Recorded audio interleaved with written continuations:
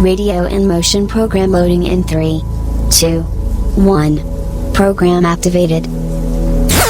Attention everyone, the unpleasant noise you are about to hear coming from your radio is not a mistake. Okay, first things first, what is your name? This is Big Sonny playing the best of the 90s and beyond. Are you ready for this? Yeah. Radio in motion. Please do not turn off your radio, but turn up the volume on your receiver as high as it can go. All right, here we go. Radio in motion. Hey everyone, welcome back to the show. All right, tonight we're going to have another installment of The Ugly Truth on tonight's Gangster Party. And our Gangster Party is sort of in tribute to, again, whether you love him or you hate him. You have to admit, former President Donald Trump handled his would-be assassin like a gangster. I've heard so much feedback and a lot of it from people in my life, and some of it's surprising. Again, I'm just here to tell the facts, folks. I'm just here to tell the truth. I leave the opinion up to you, after you are always free to look things up for yourself and also have a think about why you think a certain way. Again, everything I talk about tonight is just sort of going over a lot of what's happening, a lot of what happened, and what I think is going to happen. And I let you use your own brain. I don't force any agenda down your throat or any narrative. I just give you the facts, and I might try to open your mind up a bit and have a think. So a lot of what I've been hearing and what you can imagine, a lot of them from sort of the extreme left, it's a bit sad and disconcerting in that you hear things like, well, too bad they missed. I heard recently, apparently, Kyle Gass, Jack Black's guitarist from Tenacious D, was saying, hopefully next time they don't miss. That's nasty. No matter what you think about someone in the limelight, a politician, an actor, an actress, someone, again, who's in the public eye, unless this person is someone who's in prison and is a degenerate and has been proven to have done horrible things in a court of law, all of it is just opinion that you don't like the person personally. It's not enough for you to wish any harm on them. So I think I am surprised at that sentiment that people are saying that. He has a family, he has kids. It just makes no sense. Would you say the same thing if it were Biden or Obama? No, it would be sacrilege. You'd be crucified if you'd said something like that. So I think that's nasty right there, is all the sentiments of people saying, too bad they missed. There's no place for that. The other thing is, I think this is something that all the sort of the extreme lefties are more annoyed at than the fact that he survived. They're annoyed that he did it like a boss. The fact is that photo and how he reacted. And for any of you think it was staged, I'll get into that. For any of you think he took that moment for PR, yeah, he did. Damn right he did. Wouldn't you? Better yet, actually, you probably wouldn't, because I dare say most people wouldn't have had the courage to do that. I'm going to be perfectly honest. You watch it on TV, you watch it on your phone, you think, oh, big deal. There were some pops and some blood in his ear, and yeah, I would have gotten up too. You might have pissed yourself. You might have ducked down and fainted. You might have ran screaming. You have no idea. The fact is on live TV, he got up with blood on his face, pumped his fist in the air in front of the American flag and said, fight. So more than anything, I think a lot of people who don't like Trump, they're annoyed that he survived in such a cool way. They're like, damn it, why did it have to look so cool? That photo is going to go down in history whether you like it or not, folks. Like I say, you don't know what you would be like in that situation of having someone trying to murder you. How would you react? Would you react so quickly as to get up, stop, with the crowd around you? By the way, the crowd didn't run. You know why? Again, this isn't me about pandering to Trump or knocking Biden. I'm just stating the facts. The facts are people are drawn to natural leadership, whether you can't stand him or not. You got to admit, he's a natural leader, and he had that crowd still surrounding him, feeling like they wanted to support him. There were people crying for lots of reasons, possibly because also there was a lot of emotion seeing a man who someone just tried to take his life, standing up and pumping his fists in the air and saying to fight, and saying that he's giving that sentiment to the crowd. I'm just saying, what would you have done? So the other thing is, of course, the mainstream media, who, again, if you listen to mainstream media and you think it's the truth, I can't help you, folks. I always love how they try to say, well, wait, let's not jump to conclusions. Let's wait till we get more of the facts. Okay, we live in a world now where this isn't AI, it wasn't doctored, it's live TV. There are eyewitnesses who watched it happen, and they knew what happened, but they're already saying, well, let's wait because they have to get their story straight. You know what I mean? Can't take it from the eyewitnesses. Oh, they must be they're just crazy. They must be liars. And of course, I won't get too stuck into this, but they'll probably make it about guns rather than about the current political party raising the political temperature so high that they were the ones that force this hot popcorn, hot oil cauldron of fire. And I'll get into that too, as to, they've been doing this for years. It has been building to that. But yeah, they'll make it that it's about guns, not about someone's mental health, or that someone has been so sold on the fact that this man's so evil that he might have been the hero to assassinate him. So again, no matter what you think of him, think about what he's gone through. And by the way, doesn't have to. Do you all realize that he's not a politician? This man was already a successful businessman, already has made his millions, can retire and be happy. They have tried to impeach him. They have tried to bring bogus charges and court cases against him. They've tried character assassination. They've tried to bleed his money dry. None of this has worked. He's still going. Is he crazy? Oh, he just wants the power. He's got plenty of power without having that power.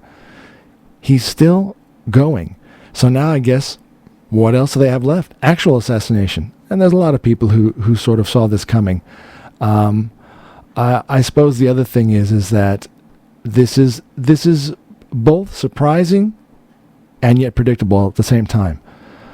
I'm surprised it actually happened, but I must say I could have predicted it, because like I say, the left has turned up the temperature so high, pretty much constantly calling him evil, fascist, risk to the world and America, and pretty much calling him Hitler. Constantly. Wherever you hear for the past few years, that's what all the news outlets, the media, Biden himself, all those shows like The View, all of Hollywood have already painted the picture of an evil man. The funny thing is, though, when I actually talk to people, and I live in Australia, I grew up in America, I've lived half my life here, so I'm sort of in the middle. I'm half and half, and I get to see how people react around the world, not just in America. And the problem is Americans are propagandized enough. Australia just gets the secondhand propaganda, so you don't even have a chance to get near the truth. And the truth is, has Trump oppressed you personally? Did he oppressed your family? What is it specifically about him? Is it his policies? Oh no, you just don't like him. Okay, well that's fine. Based on what though? He did something specifically to you? Immigration. He's a fascist. He's a racist. He doesn't like immigration.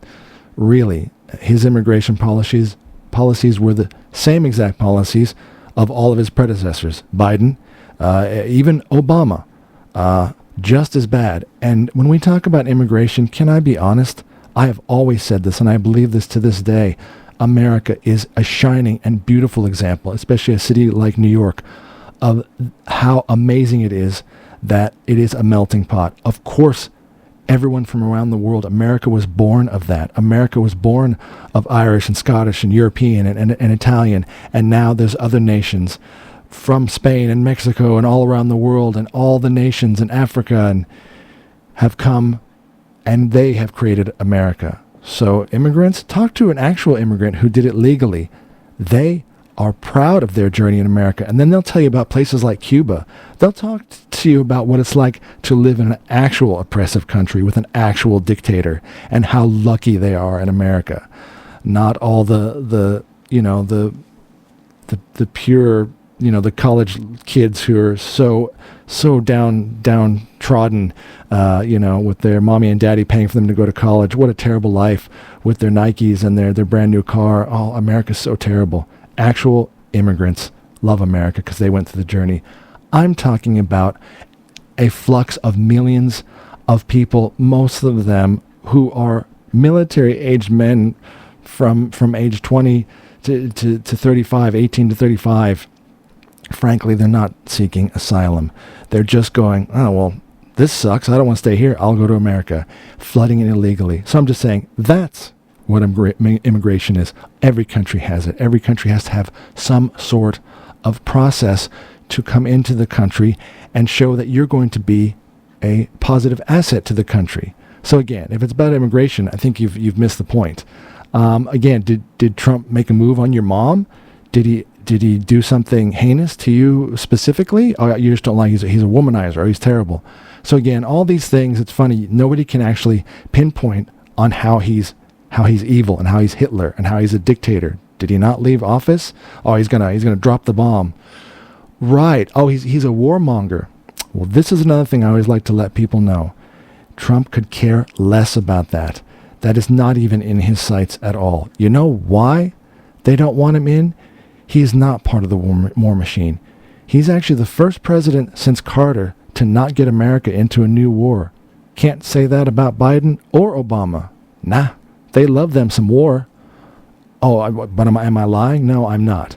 These are just the facts. So again, first of all, I don't know why he went from basically a celebrity billionaire who was actually on one of the most popular TV shows around the world, and people would just make fun of him a bit, but they went from that to hate because the mainstream media wouldn't stop selling you how evil he is. When someone is constantly called Hitler, after a while, you can't believe anything else. All the man ever does is call for unity and wanting to make America a great country for all Americans, for all races and creeds. How is that racist? For everyone who works hard deserves a chance. What a terrible thing. What an evil man he is. Like I say, he is not a career politician, okay? You know what? I trust someone who actually already has their own money, so that's not the agenda. Again, I won't get too stuck into this, but the fact is other politicians, like President Biden, are career politicians who have made their millions while in office using, again, you can look all this stuff up yourself, with his family and Hunter Biden and all these shady deals, made his money using the influence of his office while in office. That's despicable, because you know what? Frankly, the president, compared to even like a heart surgeon, they don't really make that much money. They're not in the game to make millions. So they have to find other ways to pivot, insider trading, whatever it is. Again, I let you find these facts for yourself. But someone who's a career politician and made their millions while in office, that's dirty. Someone who's already got money, they're in it for other reasons. All right? And like I say, it's just funny that no one can really pinpoint why they just hate Trump, because the media told you to. Because they propagandized you into thinking he is the devil, he is Hitler himself. So, and the other thing is Australians say, well, why does it affect me? Why are you even talking about this? It's just America. I've said this before, Australia, and I was here during the referendum. I really think sometimes you should stop and think how amazing you are as a country, as a people, all the work you have done to create this beautiful land and so many resources you have. You can be a country unto yourself. That's a fact. But right now, you are still beholden to the powers that be.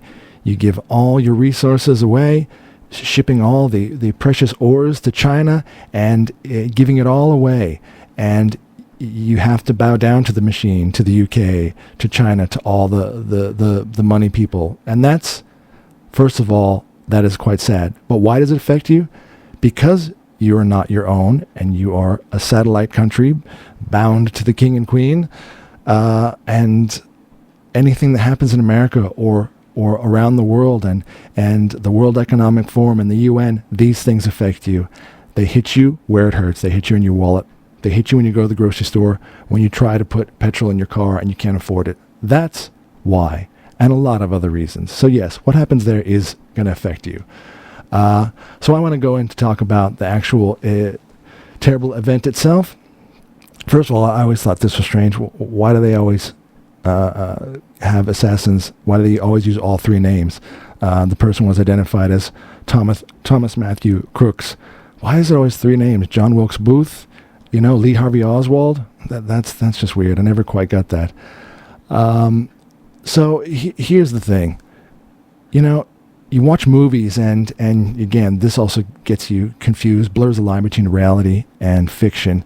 But in the movies, and I'm going to paint this picture. I remember the movie In the Line of Fire from the 90s with Clint Eastwood and John Malkovich. That's a terrible impersonation. But the thing is, in that movie, there was someone who was trying to assassinate the president, and he kept baiting Clint Eastwood, who was a Secret Service man, basically daring him to catch him in the act, saying that I'm going to do it. I'm going to slip past you. And this movie, you think this is how hard it should be to get near someone like the President of the United States or someone running for president, anyone who's in office, anyone who has Secret Service around them. In the movie, John Malkovich had to create a fake prosthetic nose and face and wig. He had to fashion this special weapon out of all wood so it wouldn't get caught on the metal detectors, plan this map and route and hack the systems, and spending a year researching how to get that one moment. Okay, that's the movie. In reality, this bozo just climbed up on a building only about 150 yards from the president, climbs up on top of this shed, and takes his shot. Simple as that.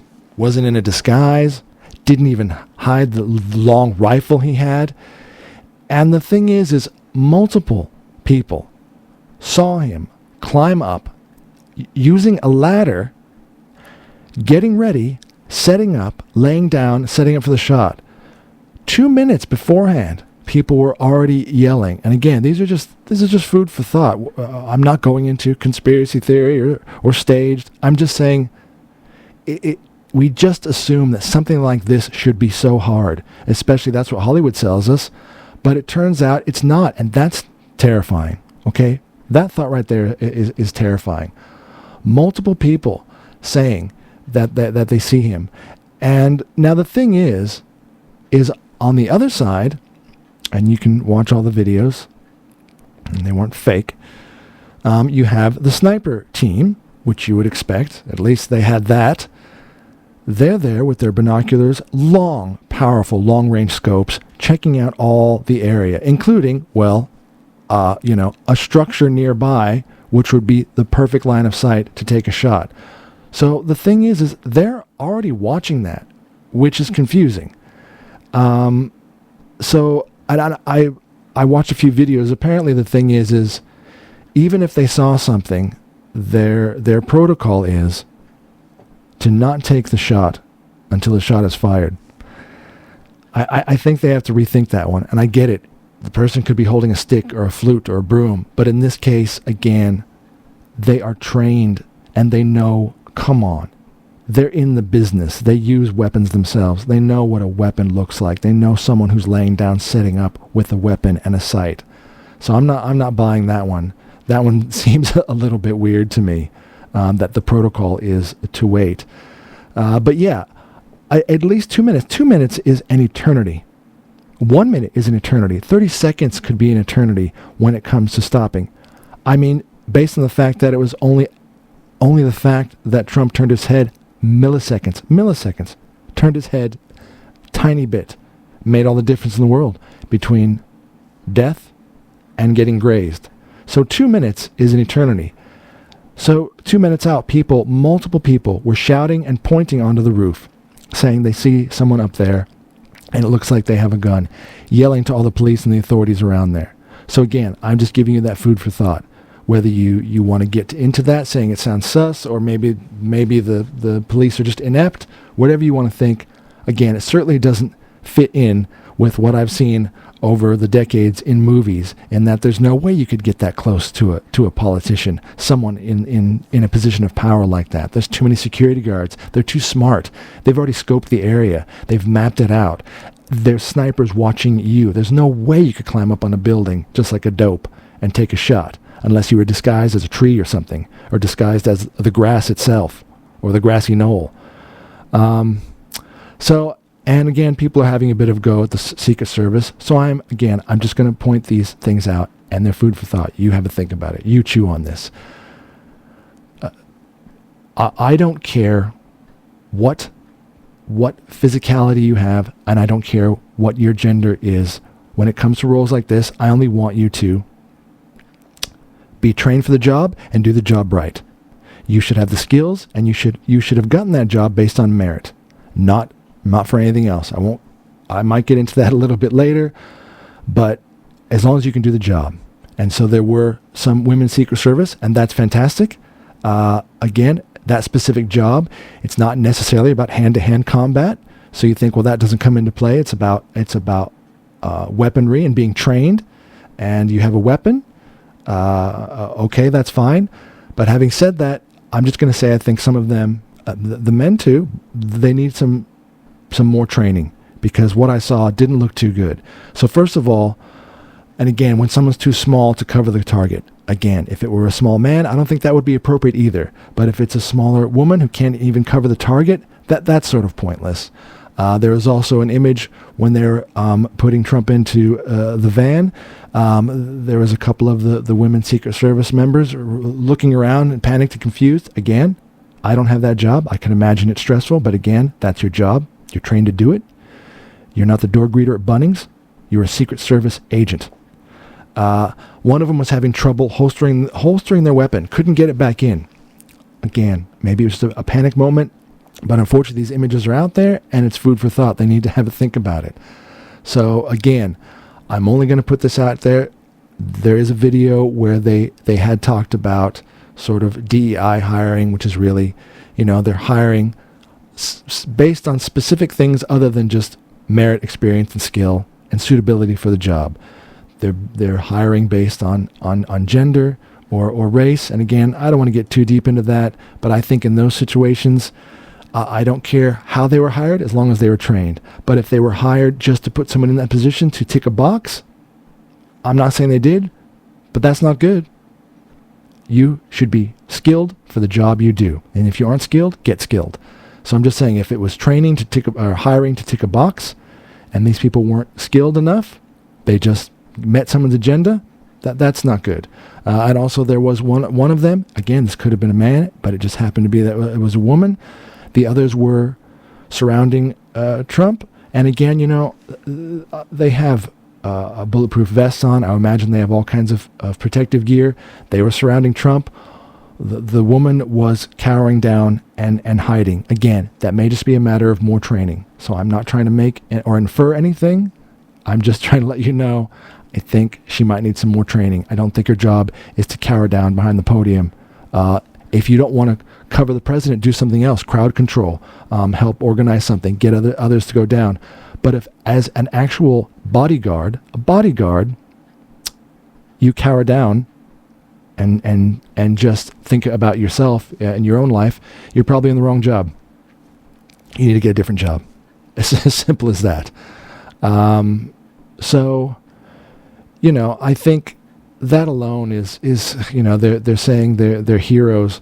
I'm not sure if the snipers are heroes, because I still feel like they had every opportunity to take that shot.